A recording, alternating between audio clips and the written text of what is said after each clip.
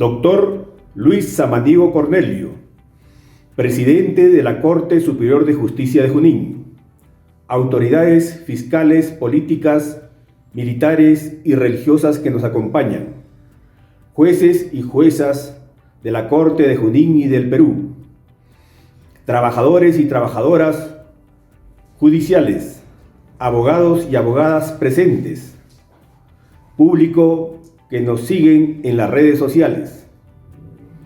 Me cabe el alto honor de dirigirme a ustedes en conmemoración del Día del Juez y de la Jueza,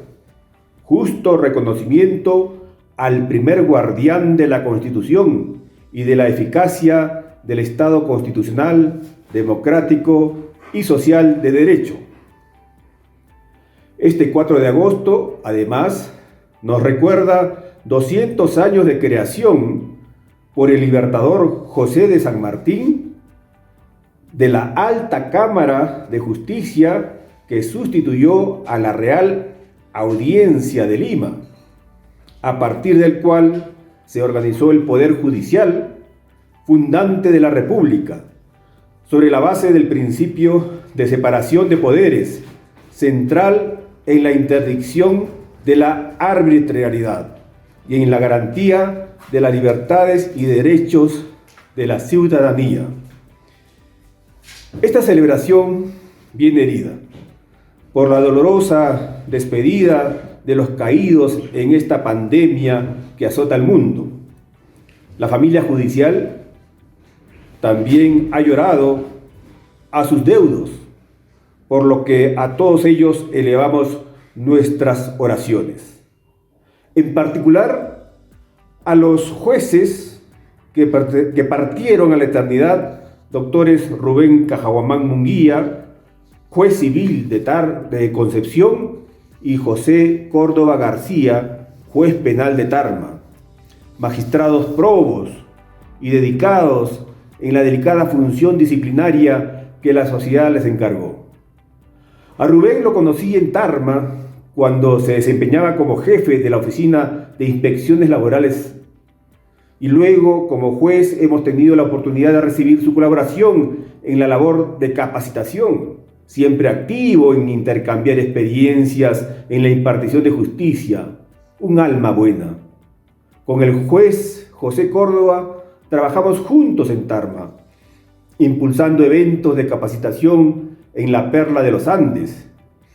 Viene a mi mente verlo en el Auditorio Fortunato Cárdenas, coordinando la atención a los asistentes, siempre con una sonrisa, un caballero de la justicia a carta cabal. Ahora nos toca rememorar al juez histórico de Junín, Bernardino León y León, cuyo legado doctrinario, expresado en su monografía sobre la reforma necesaria respecto de nombramientos y ascensos de la magistratura del año 1915, presentado al Ilustre Colegio de Abogados de Lima, y en su obra El Poder Judicial, somero examen de algunas de sus más graves y fundamentales problemas. Será motivo de reflexión en la hora presente de la Magistratura Nacional. En este bicentenario de la independencia patria,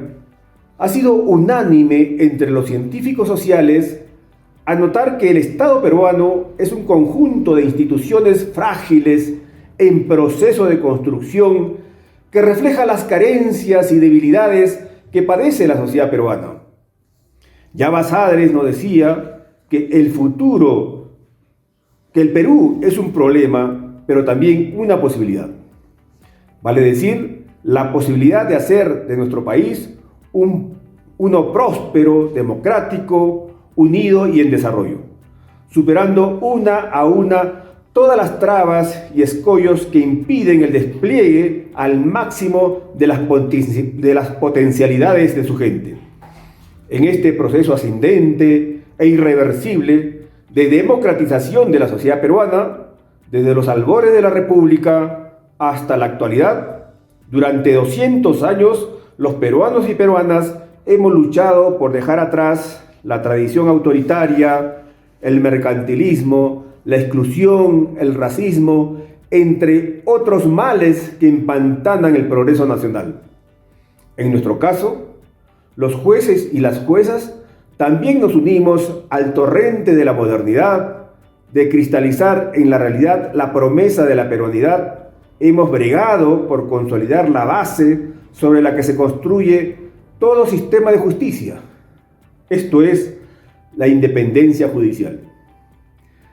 sin la cual no es posible cumplir su excelso rol republicano de impartir justicia fundada en derecho con imparcialidad, objetividad, transparencia y con igualdad. He aquí un jurista epígono de los padres y madres fundadores de la patria, el juez Bernardino León y León, juez de Tarma, a inicios del siglo pasado, luego vocal y presidente de la reciente creada Corte Superior de Justicia de Junín en el año 1922, cuyo aporte en pos de afianzar la autonomía del judicial debemos destacar. En efecto, en dicha monografía nos decía: siempre nos preocupó muy seriamente el sistema degradante de nombramientos por la influencia, por el favor y hasta por recompensa de acciones vituperables. Así pues, nuestro homenajeado con valentía levantaba su voz contra la intromisión del poder político de la época en la designación de los magistrados, y para evitar que esta lacerante realidad continúe, proponía un jurado de la magistratura, para impedir que los políticos de turno sean los que seleccionen a los jueces. Apreciemos.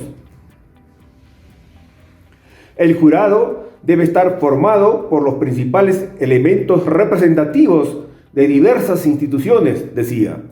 a fin de aproximarse a la voluntad consciente del país. Debe ser profesional en su mayor parte, porque hay que justipreciar condiciones profesionales. Debe tener relativa permanencia para que no sea ad hoc en cada concurso. Los miembros deben fundar y firmar sus votos y opiniones, puesto que ello es prenda de seriedad. Debe haber responsabilidad por los abusos, desde que ningún funcionario debe estar exento de ella si delinque, si infringe la ley. En su obra magna, El Poder Judicial, somero examen de alguna de sus más graves y fundamentales problemas, prologado por el gran Luis Jiménez de Azúa, planteaba que dicho órgano autónomo especializado permanente de selección de los jueces estaría conformado por un doctor en jurisprudencia elegido por cada una de las cámaras legislativas, 3 magistrados designados por la Corte Suprema, el rector de la Universidad Mayor de San Marcos, siempre que fuera doctor en jurisprudencia, ciencias políticas, letras o abogado. De lo contrario, por el doctor en jurisprudencia que elija el Consejo Universitarios, los decanos de las facultades de la jurisprudencia, ciencias políticas y administrativas, letras y filosofía, el decano del Ilustre Colegio de Abogados y el secretario de la Corte Suprema. Luego, el tiempo le dará la razón al juez León, ya que 80 años después comenzó a funcionar el Consejo Nacional de la Magistratura, ahora la Junta Nacional de Justicia. La primera lección que debemos resaltar es que aun cuando los tiempos sean desfavorables y las ideas lanzadas al futuro una aparente utopía, siempre, colegas, debemos de tener la honestidad intelectual y la firmeza de carácter de presentar nuestras propuestas. No quedarnos en la crítica vacía, sino plantear alternativas de solución. Máxime si está de por medio la legitimidad de la institucionalidad del Poder Judicial y con ello la eficiencia del Estado peruano. La segunda lección es que esta acertada propuesta de confiar a un órgano autónomo de selección y ascenso de la Magistratura Nacional inaugura en el siglo XX la corriente de la fractura múltiple del poder, a fin que además de los tres poderes clásicos del Estado, coexistan un conjunto de instituciones constitucionales autónomas distribuyendo las competencias de las funciones públicas a fin de una más efectiva interdicción de la arbitrariedad, la lucha contra la corrupción y el abuso del poder, propio de una sociedad democrática, horizontal, multicultural, participativa e inclusiva. La tercera lección es la tarea permanente de los jueces y juezas, de la academia, del foro de abogados y abogadas, de siempre repensar la mejora continua del servicio de justicia. Y al Congreso de la República le cabe la grave responsabilidad de mejorar su estructura normativa, actualizando sus leyes orgánicas y procesales, aprobando un presupuesto suficiente y digno, porque la eficiencia de esta función vital en la solución de los conflictos e incertidumbres jurídicas compromete a todos los peruanos y peruanas, si queremos vivir con seguridad jurídica, sin corrupción, en paz y justicia. Por último,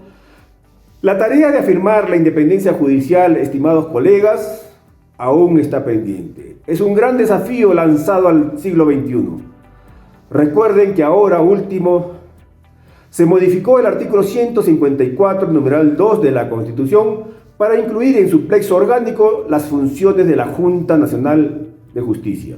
Sin embargo, se cometió nuevamente el error de facultarle someter a los magistrados a evaluaciones y ratificaciones periódicas, abriendo el sistema al peligro de la interferencia política y la intromisión de la corrupción, que ya hemos experimentado con el desaparecido Consejo Nacional de Justicia,